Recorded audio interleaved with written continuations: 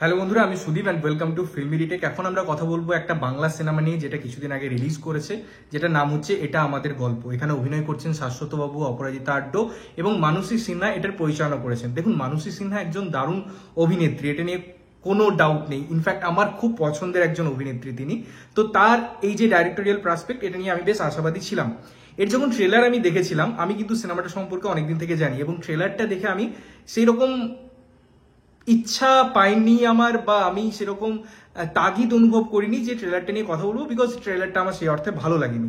তাও আমি ভেবেছিলাম যে সিনেমাটা আমি অবসর সময়ে দেখবো এবং দেখলাম সিনেমাটা বেশ ভালো সাফল্য পাচ্ছে। তার স্ক্রিন টাইম বেড়ে গেছে, তার হল সংখ্যা বেড়ে গেছে, মানুষজন দেখতে যাচ্ছে, যেটা খুব একটা ভালো জিনিস যে কোনো সিনেমার জন্য। এবারে একটা সিনেমার দর্শক, তার টেস্ট, এটা ভ্যারি করে। সেক্ষেত্রে আমি কখনো এটা বলতে পারি না যে আমার কেমন লাগলো তার জন্য অন্য একজনের খারাপ লাগবে, এটা একদমই নয়। কারণ এই গল্পটা ইনফ্যাক্ট সেটাই বলাই যে একটা রিলেশনশিপ একটা এজের পর আপনি কি চুজ করবেন সেটা কমপ্লিটলি আপনার পছন্দের হওয়া উচিত, অন্যর কথা শুনে নয়। সেরকমই রিভিউ কিরকম হবে, আমি কিরকম বলবো, সেটা অডিয়েন্স কিরকম নেতিবাচক কমেন্ট করছে সেটার উপর বেস করে নয়, আমার পয়েন্ট অফ ভিউ থেকেই বলা উচিত। এবারে দেখুন, আমাকে যদি সিনেমাটা নিয়ে বলতে হয়, আমি ট্রেলারটা দেখে যেরকম ভেবেছিলাম ঠিক তার উল্টো।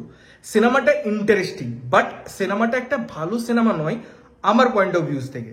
সিনেমাটা একটা অ্যাভারেজ সিনেমা। এবারে এই অ্যাভারেজ সিনেমাটা বলার জন্য একটা সিনেমাকে একটা গঠন পেতে হয়। আজকে মানসী সিনহা ম্যাডাম, তার পয়েন্ট অফ ভিউজ, তিনি যেরকম অডিয়েন্সকে ক্যাটার করতে চলেছেন বা করতে চেয়েছেন, তার উপর বেস করে সিনেমাটা তিনি ঠিকঠাক বানিয়েছেন। তার অ্যাটেম্প্ট অনুযায়ী তিনি যেরকম কাজ দেখেন, তিনি যেরকম সম্পর্ক দেখেছেন বা দেখেননি, তার কল্পনাতে এসেছে, সেরকম জায়গা থেকে এক্সিকিউশন ওয়াইজ সিনেমাটা কিন্তু ডিসেন্ট।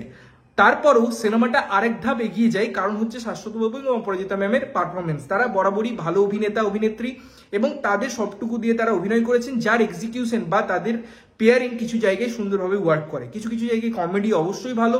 মিউজিক ডিপার্টমেন্টটা আমাকে বেশ ভালো লাগিয়েছে এবং আমি যা আশা করেছিলাম তার থেকে বেশি কিছু ডেলিভারি করে। সিনেমার ক্লাইম্যাক্সটা আমার বেশ ইন্টারেস্টিং লাগে এবং এই যে একটা প্রসেস ছিল সেটা আমি অতটা এনজয় না করলেও লাস্টে গিয়ে এবং কিছু কিছু সিনে অডিয়েন্স হিসেবে এনজয় করেছি। এবারে দেখুন, আমি যেমন প্রথমেই বললাম যে একটা সিনেমার এক একটা অডিয়েন্স হয়, তার মানে কখনোই এটা নয় যে ওই অডিয়েন্সের সিনেমাটা ভালো লাগছে বলে আমার ভালো লাগবে বা আমার খারাপ লাগছে বলে তাদের ভালো লাগবে।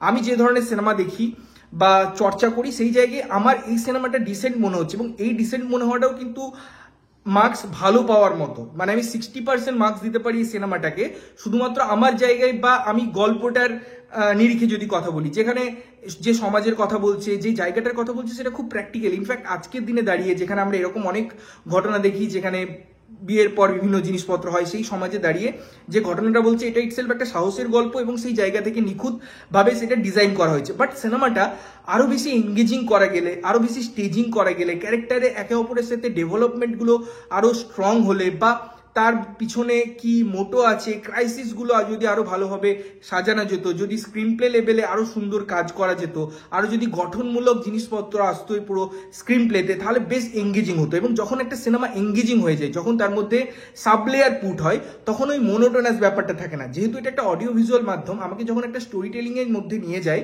তখন একই দিকে যদি আমরা থাকি না, তখন এই ধরনের গল্পে একটু মানসিকভাবে বিচ্যুতি ঘটে ওই পার্টিকুলার গল্পটা থেকে। বাট তখনই এটা আরো এঙ্গেজিং হয়ে যায়, তখন আমাকে দেখাবে যে ওর একটা এই গল্প বা তার ছেলের একটা দিক আমাকে দেখিয়ে দিল।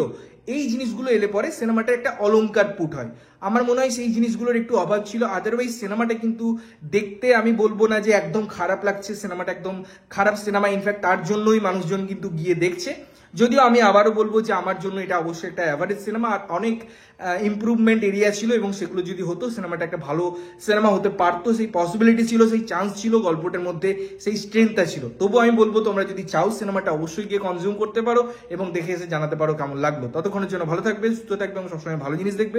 চ্যানেল যদি প্রথমবার দেখছো, লাইক কমেন্ট শেয়ার করতে হবে, সাবস্ক্রাইব করতে হবে, যাতে প্রত্যেকটা নোটিফিকেশন তোমাদের কাছে পৌঁছায়। ততক্ষণের জন্য টাটা।